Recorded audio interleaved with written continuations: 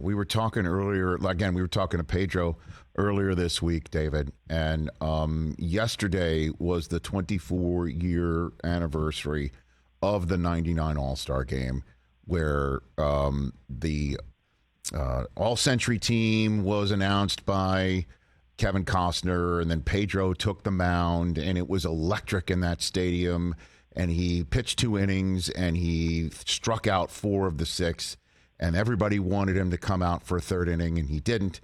And who took the mound instead that night, David, in that All-Star? Yeah, I followed up Pedro. That's tough act to follow, right? Yeah, very tough act to follow. What was that like, man? What was that like to follow that act, David? It was incredible. It was because it was Fenway Park, and Ted Williams was in the middle of the diamond before the game. Yeah. Everybody circled him as they kind of wheeled him out in a wheelchair, and he just lit up. And the thing about Ted Williams is he knew everybody. He was current. He watched every game. He knew people by their first name. You know, the first time I met Ted Williams, he's like, "Oh yeah, you got a pretty good slider, but I think I could hit you because you do this, this, and this wrong, and you need to use your changeup. You need to pitch in more." And I was blown away that he had a scouting report on me, much less even know my name. So that was Ted Williams, and it was Fenway Park. It was tremendous. It was 1999.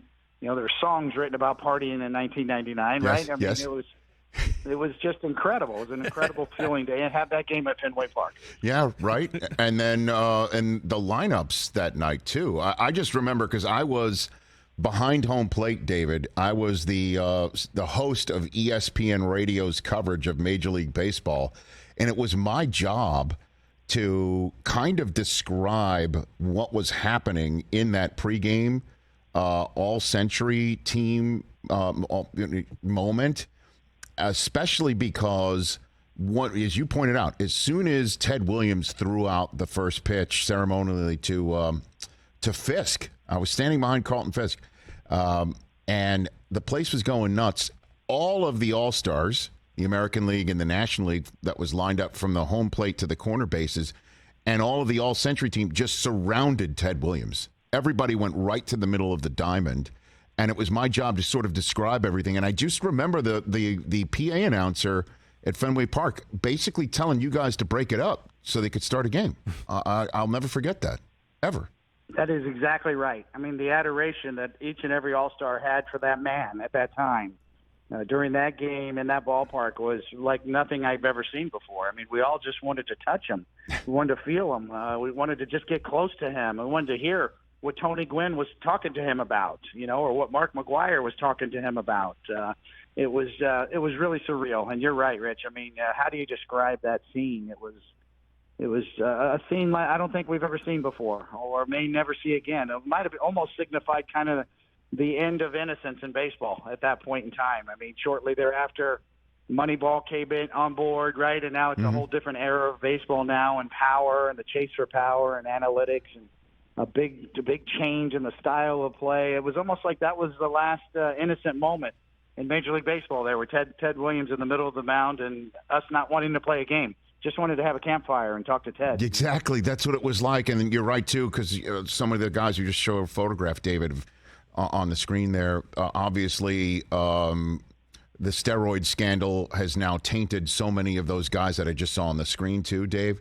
And so, but I do recall, I did ask McGwire, what did Ted Williams ask him, or what did they talk about? And he told me Ted Williams asked McGwire that when you hit a ball, do you smell the wood burning from your bat, is what he asked him, because that's what happened when he would hit a baseball in a certain way with a certain speed of his bat. He would smell that the ball meeting the bat caused a smell of the wood burning.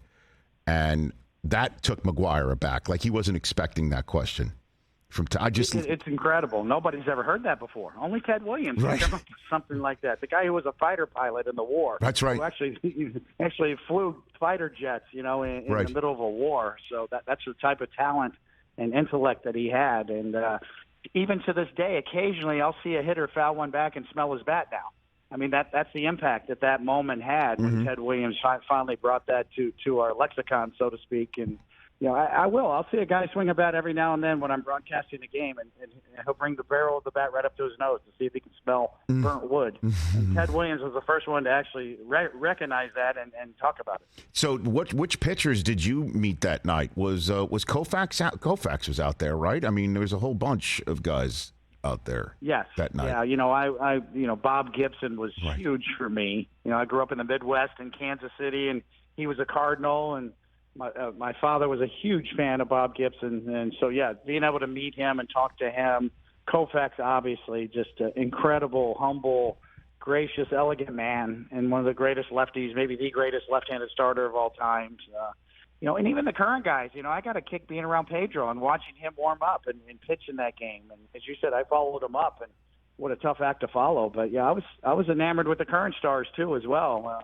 Much less, all the all-century team that was there. A big guy, too, was Robin Roberts, was a big favorite of mine, too, and a great guy to talk to as well. What about old-timer days in Yankee Stadium? Did you meet Whitey, Yogi? You got a good story on that front, David? All of them were so good. Hank Bauer and Moose Skowron were two of the nicest, best guys to talk to. And I remember Yogi, and I was talking to them about all the World Series, and did they ever feel sorry for the Brooklyn Dodgers? And they were like, hell no. We hated those guys. And I remember asking Hank Bauer about the Copacabana, the big fight, the off-the-field fight at the Copacabana. I said, Hank, was that you? And he looked at me and said, kid, you ain't talking. I didn't talk then, and I ain't talking now. So I couldn't get the famous Copacabana story out of Hank Bauer. You tried, though. Even though people kind of think he was the guy. Catch the Rich Eisen Show every single day on the Roku channel, 12 to 3 Eastern, for free.